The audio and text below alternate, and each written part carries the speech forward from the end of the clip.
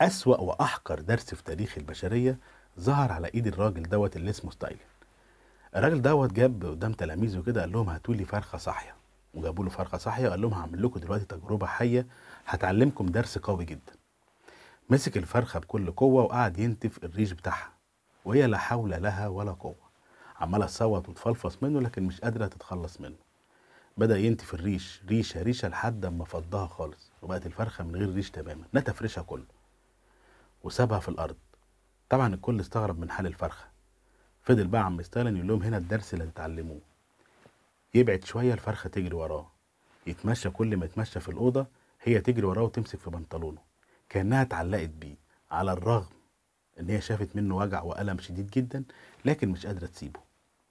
قال لهم بالظبط ده حال بعض البشر، إن هما ما بيقدروش يسيبوا الناس اللي بتسبب لهم آلام وأوجاع، لأن حصل بينهم ارتباط قوي، حتى لو كان الارتباط ده فيه ضرر بس ما بيقدروش يتخلصوا منه.